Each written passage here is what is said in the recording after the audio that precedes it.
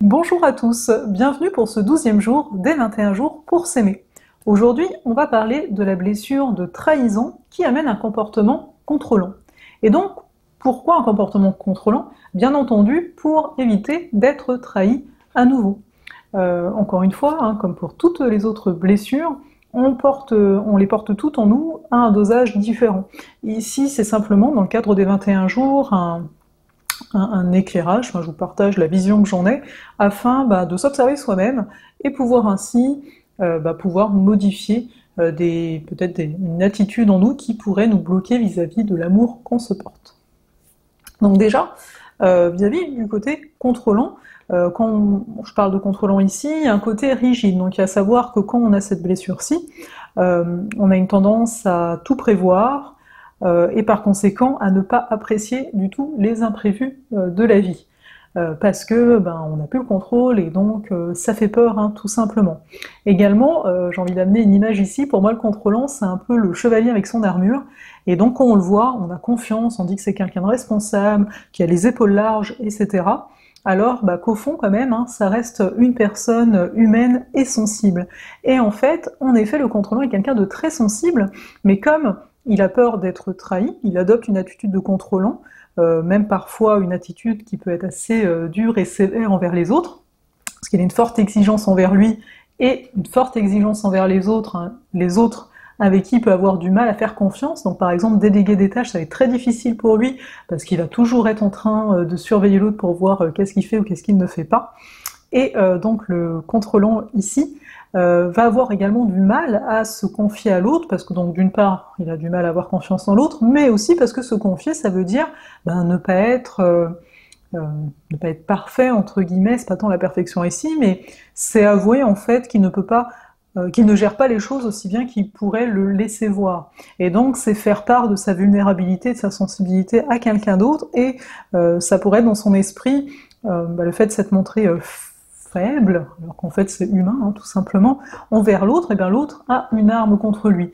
Et ça, il ne peut pas le supporter, donc il va avoir du mal à se confier, et ça peut provoquer donc énormément aussi de solitude, parce qu'arrivent des moments où, même s'il a mis ce mécanisme de tout contrôler, il arrive des moments où ça va plus marcher, il va y avoir trop d'imprévus, et là, il va avoir du mal à aller justement demander du soutien à quelqu'un, ou juste de s'exprimer auprès de quelqu'un, parce que des fois on a juste besoin de ça.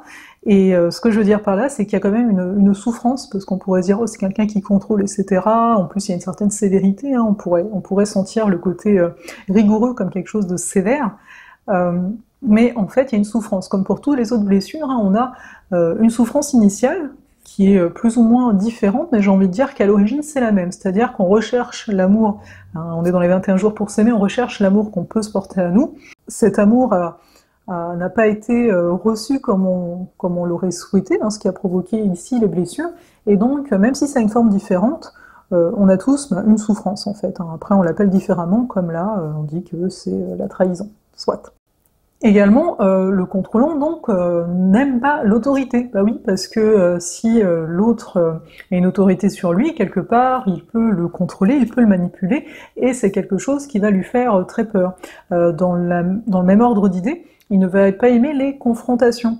Donc il va éviter ce genre... les personnes avec qui il sent qu'il y a une forme de confrontation qui pourrait être présente. Également, quand il va demander à l'autre est-ce que l'autre l'a compris, pour lui c'est est-ce que l'autre est en accord avec lui, parce que de la même façon, si l'autre est en accord, il n'y a pas risque de confrontation, alors que s'il n'est pas en accord, s'il lui dit qu'il n'a pas compris, donc lui en tant que contrôlant ne contrôle pas tout ici, l'autre a un avis divergent, donc quelque part c'est dangereux. Aussi, vu que c'est quelqu'un qui apprend vite, d'ailleurs qui peut apprendre énormément de choses au niveau du savoir, lire beaucoup de livres, faire plein de formations, parce qu'en fait, le contrôlant veut avoir réponse à tout. En fait, il veut avoir le contrôle sur tout. Donc, s'il y a une zone, s'il dit une fois qu'il ne sait pas, ne pas savoir, ça veut dire qu'il y a une partie qu'il ne contrôle pas quelque part. Donc, il pourrait même être amené à donner des réponses, même quand il ne la connaît pas, cette réponse-ci. Tout ça pour se protéger en fait de sa souffrance initialement. Aussi, c'est quelqu'un qui peut être assez impatient, notamment si les autres sont plus lents que lui, parce que c'est quelqu'un qui va vite capter, qui va vite comprendre. Donc il peut être vite colérique ou du moins nerveux, frustré, que les autres n'avancent pas aussi vite. Tout ça, ça fait partie, on va dire, du schéma du contrôlant, du schéma de la blessure de trahison. Une de ses grandes peurs, c'est le reniement. Je vous avais donné l'image du chevalier, qui est au service d'une grande cause, et ben c'est un peu pareil avec le contrôlant ici. Donc il va avoir très peur d'être renié, parce que quelque part ça voudrait dire qu'il n'a pas été à la hauteur de la cause qu'il sert, entre guillemets. Mais pourtant, ça va être une personne qui va facilement vous effacer de sa vie, assez aisément. Et les deuxièmes chances, s'il y en a, il va avoir quand même beaucoup de mal à vous donner sa confiance, déjà qu'il a du mal à la donner initialement. Donc bien souvent, s'il vous renie, il peut préférer ne plus jamais vous parler, ce sera bien plus simple à gérer pour lui, parce que ce sera venu, peu importe ce qui est passé, mais toucher cette blessure de trahison. Enfin, vous en avez l'habitude, ici je vais juste parler de deux clés essentielles ici. La première, si vous sentez que dans certaines situations vous êtes contrôlant, vous pouvez être contrôlant que dans certaines situations, puis c'est une autre blessure qui embraye quand c'est une autre situation, ça c'est totalement correct, j'ai envie de dire.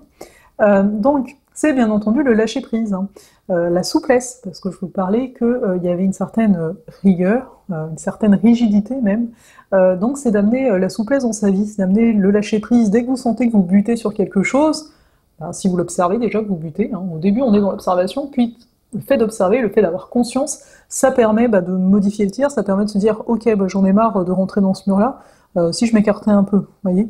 Donc c'est de s'ajuster petit à petit, quand on sait, j'ai envie de dire, qu'il y a une porte, pourquoi aller contre le mur en face? C'est juste qu'au début on va contre le mur parce qu'on ne sait pas qu'il y a une porte. C'est pour ça que je dis à chaque fois que le fait d'avoir conscience est une très belle clé, qu'on sous-estime, parce qu'on va dire oui, j'ai beau conscience, là on est dans le mental qui veut pas faire l'action, genre j'ai conscience mais ça marche pas, parce que oui, après tout, ça arrive, vous pouvez être dans une pièce, il y a une porte, mais vous préférez continuer à aller dans le mur, parce que ce chemin vous le connaissez bien, il y a peut-être quelques marches de l'autre bord.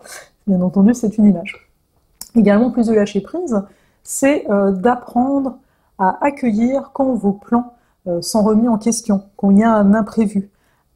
À respirer, chaque fois je dis ça, quand je dis respirer, en fait, c'est simplement de revenir dans son corps, parce que bien souvent on est dans la tête, on n'est plus dans le corps, c'est de respirer.